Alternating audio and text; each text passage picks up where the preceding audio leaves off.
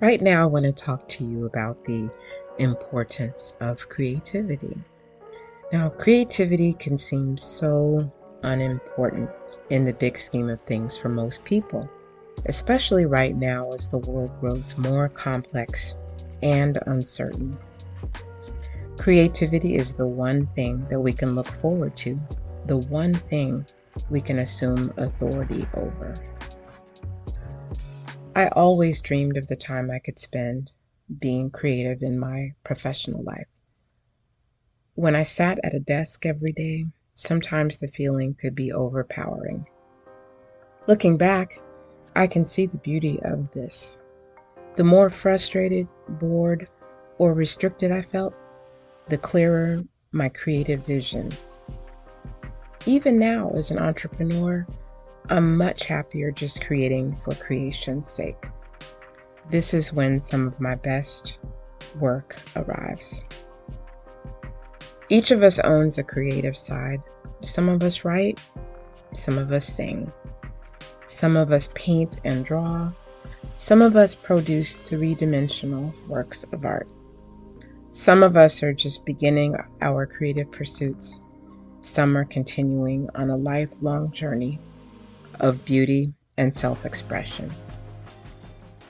Creativity is important for your mind, for your well-being, and your sense of self. Make time for it and honor it. It is a great escape. It will help you define yourself. It brings imagination alive, or it can be practical and useful. It is a celebration of your unique life. Next, I want to talk to you about timing. It's never too late to get started. I was pretty far into my career before I hit a wall. That wall was the end of my denial about what I want to do with my time. I am considerably introverted, but like many introverts, I am still friendly, social, and can thrive in group situations. Most of the corporate jobs I had required a level of sustained aggression, which really didn't come naturally. I found myself barely sleeping, developing digestive problems, and feeling really frustrated and down. But I hung in there because I was making good money and I had, of course, bills to pay. But at some point, I really feel that God orchestrated the right people, the right situation, the perfect storm to wake me up. Everyone's experience is different, but I just want to say that creativity is a gift in our lives. Whether you spend 5 minutes a day or 12 hours a day, embrace whatever it is, whether it's an eye for color or a talent for sculpture. Bring it to life and watch your world change for the better. You inspire others with your gift. You increase the range of possibilities. Your mind will find a new release and your heart will beat more steadily, more regularly. It's never too late to get started. You don't have to or need to wait until everything is perfect. Start small and stay consistent in your practice. This method works for the beginner as well as the expert. So let's get down to the business of creating. The next thing I want to talk with you about is trying different mediums. Now, I've been crocheting most of my life and knitting since I was in college. I became a jewelry artist about 11 years ago. I get bored easily, so I have to keep things moving, keep things fresh and new. It's easy to get stuck in a rut at any stage in your creative life. I have at least a dozen projects that I have yet to finish because I simply lost interest or I wasn't sure of my direction. The beauty of this, though, is that much later, I usually receive greater inspiration. What I once thought was plain and mundane transformed into something beautiful and fantastic. The truth of the matter is, when I think I've gotten bored with the project, it turns out that I was likely experiencing bouts of self-doubt and a bit of anxiety instead. Have I ever mentioned that I wrote and self-published a novel?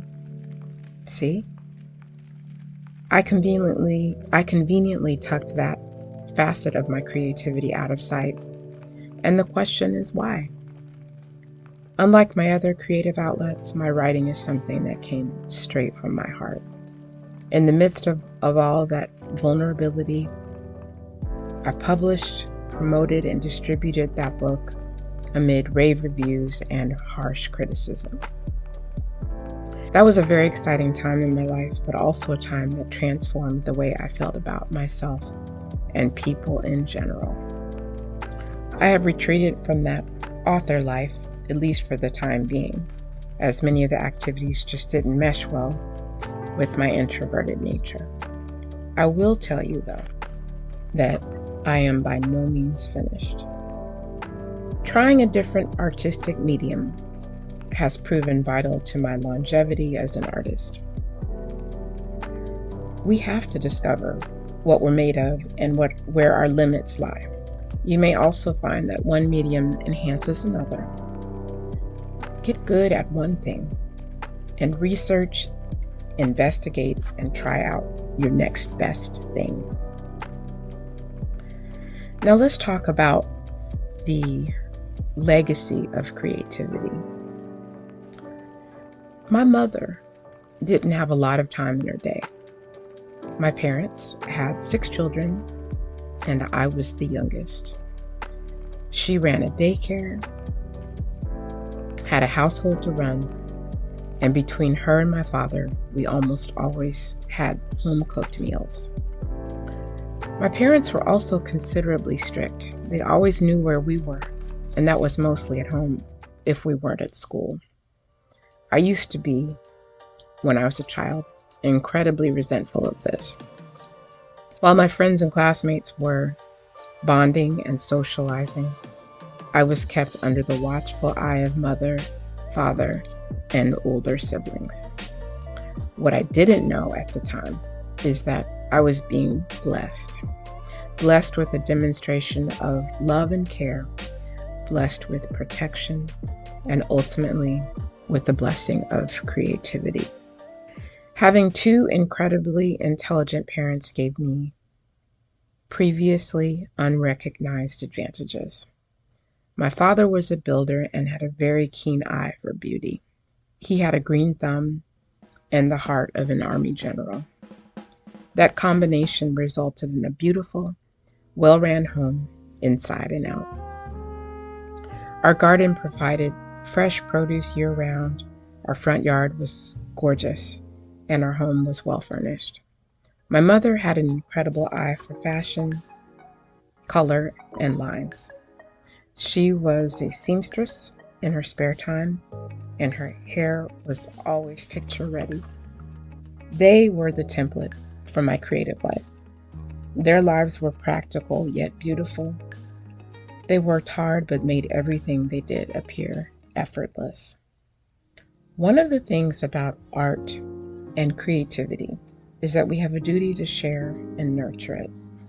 If you look at it from a spiritual perspective, God is the ultimate creator, having created the heavens and the stars, humans and animals.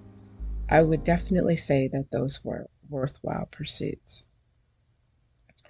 On a more practical level, sharing and nurturing our creativity helps others as much as it helps the creator, which is you. Positive, fruitful genius is infectious, particularly when it comes to the people around you. Creativity is a powerful legacy to leave to children and anyone close to you. It's part of the beauty of being alive.